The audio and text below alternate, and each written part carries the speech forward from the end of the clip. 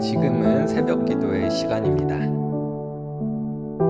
온라인으로 드려지는 새벽 기도에 경건한 마음으로 주님께 나아갑니다. 7월 20일 말씀 이사야 3장 13절부터 4장 6절까지의 말씀입니다. 여호와께서 변론하러 일어나시며 백성들을 심판하려고 서시도다. 여호와께서 자기 백성의 장로들과 고관들을 심문하러 오시리니 포도원을 삼킨 자는 너희이며 가난한 자에게서 탈취한 물건이 너희의 집에 있도다. 어찌하여 너희가 내 백성을 짓밟으며 가난한 자의 얼굴에 맷돌질하느냐? 주 만군의 여호와 내가 말하였느니라. 여호와께서 또 말씀하시되 시온의 딸들이 교만하여 느린 목, 정을 통하는 눈으로 다니며 아기작거려 걸으며 발로는 쟁쟁한 소리를 낸다. 그러므로 주께서 시온의 딸들의 정수리에 딱지가 생기게 하시며 여호와께서 그들의 하체가 드러나게 하시리라. 주께서 그날에 그들이 장식한 발목고리와 머리의 망사와 반달 장식과 귀고리와 팔목고리와 얼굴 가리개와 화관과 발목 사슬과 띠와 향압과 호심부와 반지와 코고리와 예복과 겉옷과 목도리와 손주머니와 손걸과 세마포 옷과 머리수건과 너울을 제하시리니 그때 썩은 냄새가 향기를 대신하고 노끈이 띠를 대신하고 대머리가 숱한 머리털을 대신하고 굵은 베옷이 화려한 옷을 대신하고 수치스러운 흔적이 아름다움을 대신할 것이며 너희의 장정은 칼에 너희의 용사는 전란에 망할 것이며 그 성문은 슬퍼하며 곡할 것이요 시온은 황폐하여 땅에 앉으리라. 제4장. 그날에 7 여자가 한 남자를 붙잡고 말하기를 우리가 우리 떡을 먹으며 우리 옷을 입으리니 다만 당신의 이름으로 우리를 부르게 하여 우리가 수치를 면하게 하라. 그날에 여호와의 싹이 아름답고 영화로울 것이요 그 땅의 소사는 이스라엘의 피난한 자를 위하여 영화롭고 아름다울 것이며 시온에 남아있는 자 예루살렘에 머물러 있는 자 곧 예루살렘 안에 생존한 자 중 기록된 모든 사람은 거룩하다 칭함을 얻으리니 이는 주께서 심판하는 영과 소멸하는 영으로 시온의 딸들의 더러움을 씻기시며 예루살렘의 피를 그 중에서 청결하게 하실 때가 됨이라. 여호와께서 거하시는 온 시온산과 모든 지폐 위에 낮이면 구름과 연기, 밤이면 화염의 빛을 만드시고 그 모든 영광 위에 덮개를 두시며 또 초막이 있어서 낮에는 더위를 피하는 그늘을 지으며 또 풍우를 피하여 숨는 곳이 되리라. 오늘 하나님의 말씀으로 하루를 시작하시는 커맨시 교회 모든 성도님들을 주님의 이름으로 축복합니다. 오늘은 여러분과 함께 이사야 3장 13절부터의 말씀을 살펴보게 될 텐데요. 굉장히 어려운 말씀입니다. 왜냐하면 우리가 히브리 시라는 구조를 잘 알고 있지 못하고 그리고 역사적 배경이 없으면 오늘 이 본문이 왜 나타났지? 무슨 말을 하고 있는가에 대해 이해하기가 만만치 않은 본문이기 때문입니다. 제가 간단히 먼저 배경을 설명드리도록 하겠습니다. 오늘 본문의 배경은 8세기의 이스라엘입니다. 우시야와 요담이 다스리고 있던 때인데 이때는 굉장한 호황기입니다. 그렇기 때문에 3장 13절부터 15절에 착취에 대한 이야기가 나타나고 있는 것입니다. 이 호황기에 어떤 일이 펼쳐졌냐면요. 여호와께서 자기 백성의 장로들과 고관들을 심문하러 오시리니 포도원을 삼킨 자는 너희이며 가난한 자에게 탈취한 물건이 너희의 집에 있도다. 어찌하여 너희가 내 백성을 짓밟으며 가난한 자의 얼굴에 맷돌질을 하느냐. 주 만군의 여호와가 말씀하였다라고 하면서 기록을 하고 있는데 이 호황기와 다르게 착취로 인해 이루어낸 무언가의 결과가 있다라고 하나님이 지적하시는 것입니다. 그렇기 때문에 이것을 이유로 하나님께서 이제 그의 백성 이스라엘을 심판하겠다. 왜냐하면 정의와 공의가 서지 않았기 때문이다 라고 이해하시면 될 것 같습니다. 17절은 그렇기 때문에 그러므로 이제 어떠한 일들이 일어나게 될 것인가 하는 미래 시제로 이어지게 됩니다. 주께서 시온의 딸들의 정수리에 딱지가 생기게 하시고 그들 하체가 드러나게 하시고 장식한 발목걸이와 머리에 망사와 반달 장식과 귀고리 팔목걸이 얼굴 가리개 화관 발목사슬 띠 향압 호신부 반지 코고리 예복 겉옷 목도리 손주머니 손거울 세마포 머리수건 너울을 제거하겠다. 엄청나게 많죠. 하나님께서 그들이 사치로 얻어낸 것을 제거할 날이 올 것이다 라고 이야기를 합니다. 이것은 굉장히 의미심장합니다. 하나님께서 이스라엘 백성에게 어떻게 보면 불을 허락하시고 그 안정과 평안을 이루셨는데 그것 가운데 정의와 공의가 이루어지지 않았을 때 하나님께서 그것을 제하여 버리겠다라고 말씀하시는 것입니다. 이것이 이스라엘 백성이 지금 처한 미래인데 너무나도 일어날 게 확실하기 때문에 예언적 완료라고 하는 표현으로 이미 이루어진 일처럼 표기하고 있는 것이 본문의 내용입니다. 이어서 4장을 살펴봅시다. 4장에는 이러한 기록이 나타납니다. 그런데 이제 그날에 7 여자가 한 남자를 붙잡고 말하기를 우리가 당신의 이름으로 우리를 부르게 하여 우리가 수치를 면하게 하라 하리라 라고 하는 이야기가 나옵니다. 그날에 여호와의 싹이 아름답고 영화로울 것이고 그 땅의 소사는 이스라엘의 피난자를 위하여 영화롭고 아름다울 것이며 라고 이야기를 하는 것이죠. 이것은 회복의 이야기입니다. 하나님께 회복을 구하는 것들, 그래서 이 회복이 있을 거다라는 것을 암시하고 있다라고 생각을 해보시면 될 것 같습니다. 그런데 누군가 이렇게 묻는 것이죠. 걔네가 나쁜 짓 한 사람들인데 왜 그들을 용서할 수 있게 되냐? 왜 남은 사람들이 거룩하다고 불리게 되냐라고 했을 때 성경은 한마디로 대답을 합니다.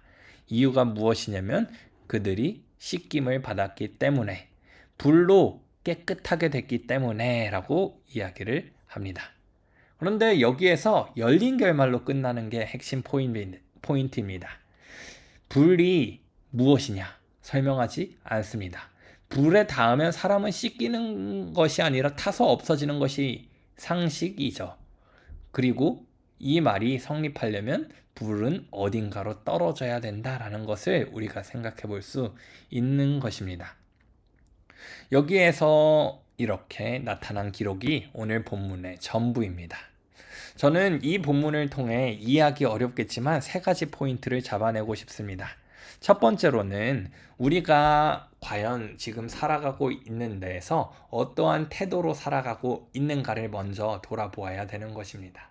사람들은 잘 살면 잘 살수록 하나님을 멀리하기 쉽습니다. 하나님께서 선물처럼 우리에게 무엇을 주신 것인데 마치 내가 이룬 것인 양 하나님을 잊은 채 살아가기도 하지요. 그렇기 때문에 내가 더 노력하면 내가 더 수를 쓰면 더 잘 살 수 있을 거라 생각하는 것이죠. 이 지점에서 정의와 공의가 무너집니다.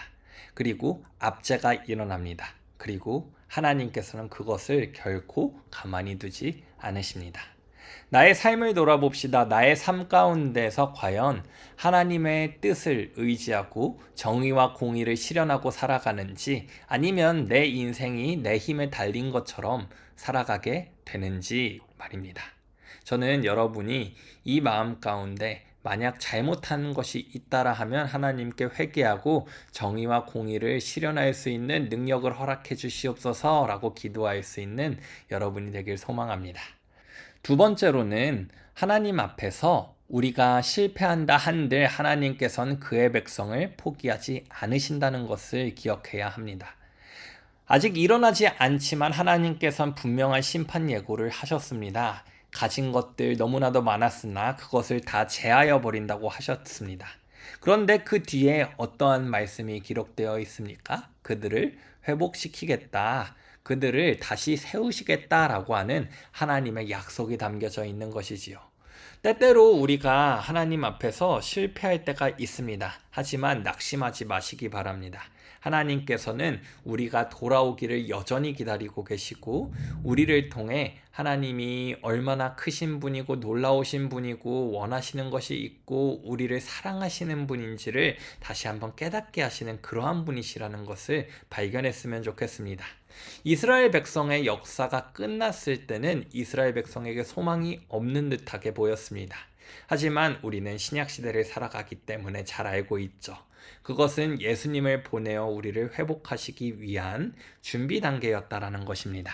그래서 두 번째로 기억할 것은 우리의 실패, 우리의 낙심이 하나님 앞에서 영원한 버려짐이 아니라 하나님께서 회복을 하시기 위해 준비하는 그 기간이라는 것을 기억했으면 좋겠습니다.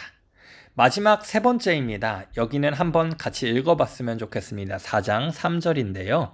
함께 읽어봅시다. 시작.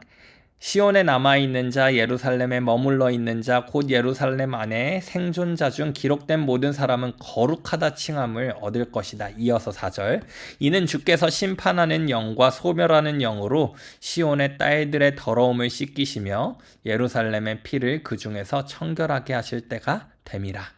여호와께서 거하시는 온 시온산과 모든 지폐 위에 낮이면 구름과 연기, 밤이면 화염의 빛을 만드시고 그 모든 영광 위에 덮개를 두시며 또 초막에 있어서는 낮에는 더위를 피하는 그늘을 지으며 또 풍우를 피하는 숨는 곳이 되리라 라고 이야기를 하십니다. 무슨 이야기입니까? 이곳 가운데 심판을 견디는 자가 있다라고 이야기를 하고요. 그것을 누구랑 있냐면 거룩하다 칭함을 받는다와 있습니다. 왜냐하면 주께서 심판하는 영과 소멸하는 영으로 시온의 딸들의 더러움을 씻길 것, 즉 불로 더러움을 씻길 것이다. 예루살렘의 피를 그 중에서 청결하게 하실 때가 있기 때문이다 라고 이야기를 하십니다. 이사야 시대에는 이것이 누구인지 드러나지 않았습니다. 하지만 신약 시대에 이분이 이렇게 하실 분이 누구냐? 예수님이시다. 우리가 받을 수치를 예수님께서 십자가에서 다 담당하셨고 우리가 거룩하지 못했지만 예수님께서 심판을 받으심으로써 우리가 거룩하게 되었습니다. 이것을 기억해야 합니다. 우리가 무엇을 이루어낸 것이 아니라 하나님께서 준비하시고 하나님께서 이루셔서 우리가 거룩하게 되었다. 여기에서 우리가 할 수 있는 것은 무엇입니까? 하나님께 감사하는 것. 오늘의 일상 가운데 내가 구원받았음, 심판받지 않음을 감사하는 것이 필요하다. 같이 나누고 싶습니다. 이 새벽 설교가 끝나면 여러분은 다시 일상으로 나아갈 것입니다. 그곳 가운데 기억하시기 바랍니다. 내가 정의와 공의를 잘 실현하고 있는가? 또한 나의 죄 때문에 내가 낙심하면서 일어나지 못하고 있지는 않는가? 세 번째로 나는 구원의 감사를 얼마나 기쁘게 들고 살아가고 있는가? 이것을 기억하고 살아간다면요, 오늘 우리에게는 평안이 찾아올 것입니다. 하나님께서 이미 완성한 그 계획에 우리가 동참하고 있다는 것을 발견할 수 있기 때문입니다. 오늘 이 말씀 기억하면서 오늘 하루 가운데 믿음으로 넉넉히 승리할 수 있었으면 좋겠습니다. 낙심하지 않고 기쁨으로 살아갈 수 있었으면 좋겠습니다.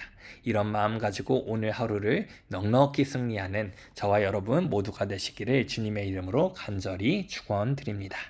기도하겠습니다. 오늘도 살아계셔서 우리에게 말씀하시는 하나님, 이사야 말씀을 통해 호황기의 이스라엘 백성에게 어떠한 메시지가 주어졌는가 살펴보았습니다. 우리가 먼저는 정의와 공의를 해치지 않도록 도와주시고, 그렇다고 해서 나의 죄 때문에 너무 낙심하는 것이 아니라 하나님께 돌이킬 수 있는 우리가 될 수 있도록 도와주시고, 끝끝내 감사로 그 돌이킴이 이어질 수 있도록 은혜 허락하여 주시옵소서. 오늘 하루를 하나님께 맡겨드립니다. 하루 가운데 하나님께서 우리를 통해 하실 일을 능히 이루어 주시옵소서. 오늘도 살아계셔서 역사하고 계시는 예수 그리스도의 이름으로 기도드립니다. 아멘.